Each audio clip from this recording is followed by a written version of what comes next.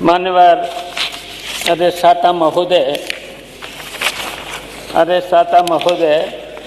बहुत सी समस्याएं हैं। बजट में जनता के सामने बहुत सी योजनाएं थी, सिंचाई विभाग की बहुत सी योजनाएं थी।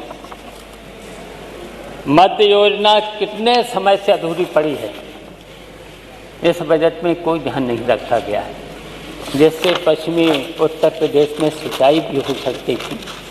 करीब 30-35 साल हो गए हैं, डैम भी बन गया है। अब किसानों की सिंचाई के लिए इस बजट में रख देना चाहिए था। बाढ़ सागर योजना हमने पूरी कर दी थी। अब पता लगा लीजिएगा, मिर्जापुर और पूर्वांचल में पानी उस तरीके का नहीं जाता, उसमें भी व्यवस्था कर देते। जहाँ जहाँ अधूरी योजना है उसे पूरा करा देते। कन्हर योजना अभी तक अधूरी पड़ी हुई है, बहुत पुरानी है।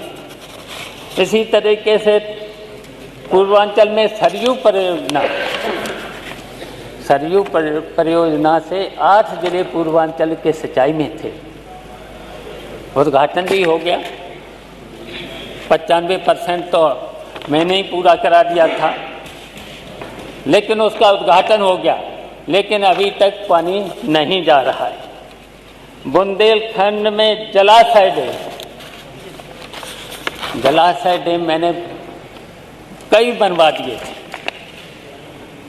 मैंने देखा कि 2 साल तो उसमें कोई दिक्कत नहीं आई है बुंदेलखंड में पानी की, लेकिन क्या उन जलाशयों के लिए इस बजट में रख दिया गया होता? तो इसलिए मैंने कहा किसानों की चिंता नहीं है, गरीबों की चिंता नहीं है। विद्युत व्यवस्था में अभी मंत्री जी बोल तो रहे थे, बहुत कुछ कर दिया है। उन्होंने कहा कि जिला स्तर पर 24 घंटे, तहसील स्तर पर 22 घंटे और संपूर्ण गांव 20 घंटे। हम तो यही मंत्री जी अगर सामने होते तो कम से कम गांव में 10 घंटे रात को, 10 घंटे दिन में बिजली दे दो, इतना ही बिजली दे दो। अगर इतना नहीं दे पाते हो तो कम से कम 8 घंटे दिन में, 8 घंटे रात को,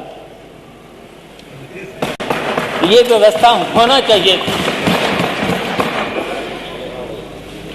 ट्रांसफार्मर, हम तो जान रहे हैं कि ट्रांसफार्मर सही है कि थोड़ा सा सुधार हुआ है, लेकिन जो कह रहे थे मंत्री जी कह रहे थे उतना सुधार अभी नहीं है। इतना देखिए, विजिलेंस के द्वारा और विजिलेंस के साथ साथ यहाँ तक कि लाइनमैन भी फोटो खींच लेता है, और जो कि फोटो खींच करके वहाँ का जेई जाता है सीधे थाने में FIR। पहले तो सेटिंग करते हैं, अगर सेटिंग करते हैं कि अगर उन्हें 15,000 20,000 रुपये की अगर सेटिंग हो जाती है तो FIR नहीं होगी। ये चल रहा है जनता के साथ। लेकिन यहाँ तो बड़ी बड़ी बातें इस तरीके की हो गई, ये लगता है कि ये सब बजट ने और 2024-25 के बजट ने शायद दुनिया में सबसे नंबर 1 उत्तर प्रदेश कर दिया है। ये बढ़-चढ़ के बातें हो रही हैं, और जबकि ऐसा नहीं है। आज भी अर्थव्यवस्था में उत्तर प्रदेश 32वें स्थान पर है, केवल बिहार पीछे है इससे। लेकिन यहाँ लगता है कि उत्तर प्रदेश नंबर 1 पर हो गया है। तो इस तरीके की ये बातें चल रही हैं। और अधिष्ठाता महोदय, क्योंकि समय कम है, बातें तो बहुत सी थीं कि महोदय सरकार अफसाही के दुष्चक्र में फंस चुकी है। अफसर सरकार से और सरकार सदन पर जनता से झूठ बोल रही है, तथ्यों को छुपाया जा रहा है। 2016-17 में हमारे प्रदेश की अर्थव्यवस्था 12.5 लाख करोड़ थी। हम लगभग तमिलनाडु के बराबर थे। सकल राज घरेलू उत्पाद के मामले में महाराष्ट्र से 22.70 लाख करोड़ रुपया लगभग हम दूसरे स्थान पर थे और आज हमारा प्रदेश 5वें स्थान पर पहुंच गया। ऐसे बढ़ चढ़ के बताई जा रही हैं। तो ये आंकड़ा सामने है। अर्थव्यवस्था के लिहाज से हमारा उत्तर प्रदेश आज 5वें पोजीशन खिसक गया।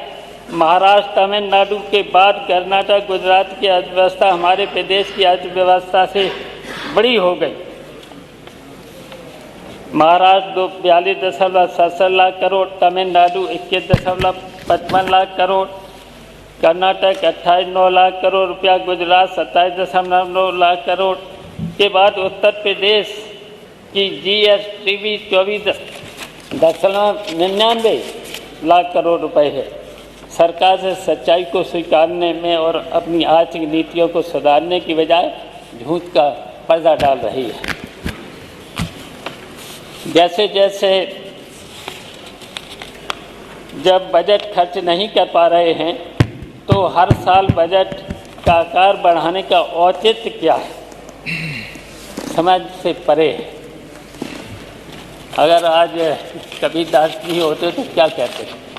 बड़ा हुआ तो क्या हुआ जैसे पेड़ खजूर, पंथी को छाया नहीं फल लागे अति दूर, कर्ज बढ़ाऊ ये बजट बेकार है। जी बहुत धन्यवाद।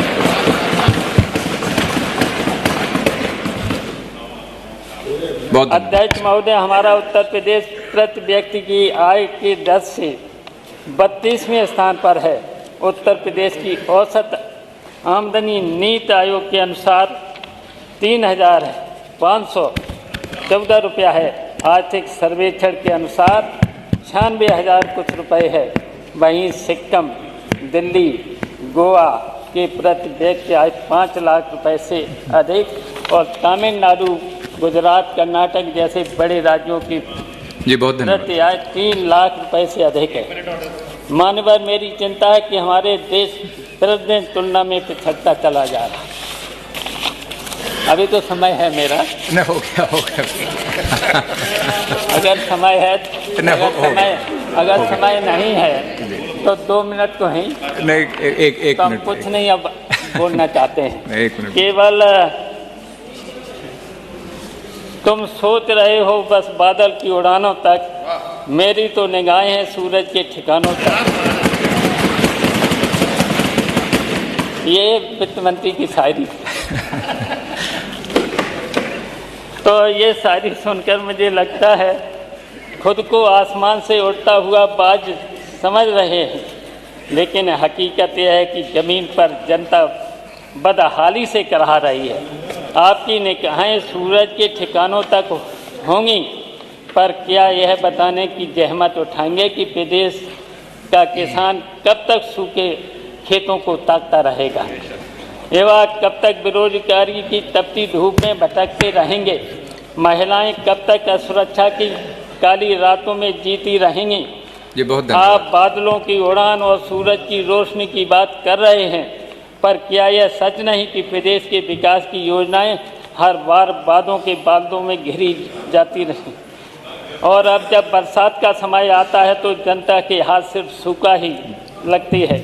आपकी निगाहें सूरज पर हैं, पर सड़कों पर गड्ढे, अस्पतालों में दवाओं की कमी और स्कूलों में टूटी छतें आपको क्यों नहीं दिखती? 16 मिनट होने जा रहे हैं। की थाली से गायब होती रोटियां, महंगाई से बिलखती गृहणियां और लूट पाट से सहमे व्यापारी, ये सब आपकी सूरज जैसी रोशनी से क्यों चुप हो जाते हैं? बहुत धन्यवाद। बस थोड़ा ही और। अरे नहीं, हो गया। एक मिनट हो गया 16 मिनट हो गए, 17 मिनट। एक मिनट बस। अपने साथियों को तो कुछ बोलने इसमें, मैं अपने केवल साथियों से, अंधेरों की सरकार अब जाने वाली है, जनता की हुंकार अब आने वाली है, झूठ के महल ज़्यादा देर नहीं टिकेंगे, नेताजी के सिपाही फिर से लड़ेंगे, हर खेत को पानी, हर हाथ को काम, यही है समाजवादियों का पैगाम। अखिलेश हैं उम्मीद, अखिलेश हैं शान, 2027 में फिर होगा उनका नाम। धन्यवाद।